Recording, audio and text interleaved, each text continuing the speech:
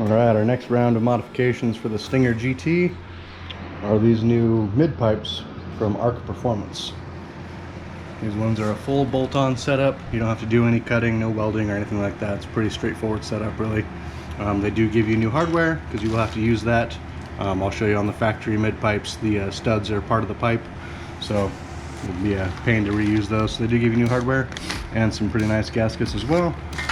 And of course, the Arc sticker pack, which they package very nicely. That's kind of a cool thing because most people just throw stickers in there and by the time they make it to you they are destroyed, so totally unusable. But as always with everything from Arc Performance, amazing quality. We've installed quite a few of their parts before on different Lexuses, so it's really cool to see their support for the Kia and Hyundai community as well. So that is excellent. We haven't installed these on a Stinger yet, but I'm sure like everything else the fitment is perfect. Alright, so on each mid pipe there is two 19mm nuts we have to take off. Not too hard to get to. Here's a little extension. Looks like they're pretty simple. So there's two of those on each side. You don't see that side right now, but two 19mm nuts on each side. We'll have to remove this exhaust brace. There's a total of 6 14mm bolts for that just brace the two pipes together and keep them bolted up to basically the back end of the transmission. Just helps solidify all the exhaust. Anyways, those 6 14mm bolts, and then back here we have 4 more 19mm nuts to take off, 2 for each pipe because they come off independently. So we're going to take them both off and then put all the new ones on. But anyways, they are independent of each other, so really doesn't seem that hard to get to these ones either. No other wiring, there's no O2 sensors back here to worry about. It is eliminating these secondary cats, which depending on where you live, it could be either frowned upon or technically illegal. But in the case of this car, we're not too worried about that. So that is all we're looking at on this. So it seems like a pretty straightforward install. Really seems like once you get the car where you're able to actually be under it, unless you run into some weird snag with a stripped bolt or anything like that, seems like it should be less than an hour job, but we're gonna find out. Alright, so we have the mid pipes out. This is a comparison here against the passenger side factory one versus the one from Arc Performance.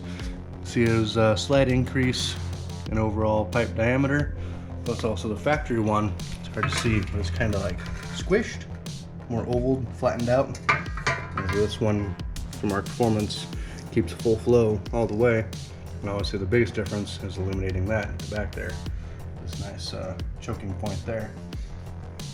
So it still retains the same mounting bracket area, so it'll all go in there just like factory. Won't have any issues like that. And of course they always have real nice thick flanges to keep it from warping and having later issues, as were some of the cheaper items do. But so far looks beautiful. Getting these ones out wasn't too bad at all. A little bit of wiggling because there's studs on each side.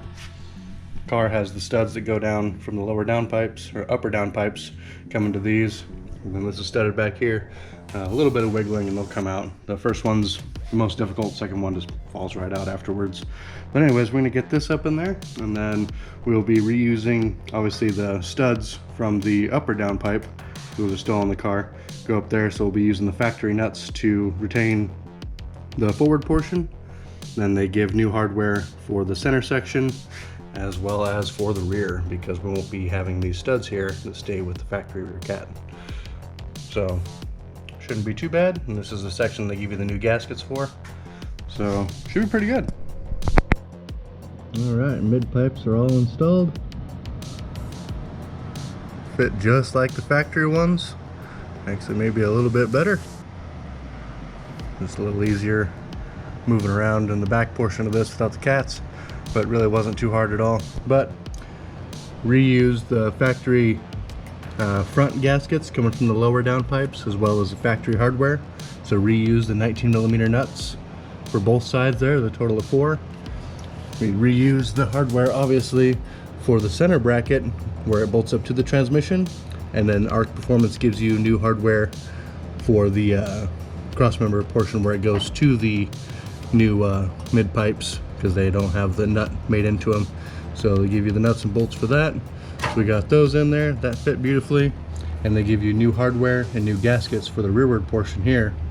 These are all the new hardware is a 14 millimeter, so it stays consistent with the other ones you had to take out over here. So still, we only need 2 socket sizes, 19 and a 14, to do this whole setup. Do that, do a longer extension to get to the front ones, makes it a little bit easier. You can do this with all hand tools. I did use a little Ryobi impact to take apart most of it, but going back together, do everything by hand to make sure not to over tighten or strip anything, so you don't want to deal with that. But extremely straightforward install. Total time to finish this would be about 2 hours. That includes all the time of getting everything prepped and ready for it, letting the car cool down obviously. So really not a hard job at all. Very happy with the fitment and finish on this. Can't wait to see how it sounds.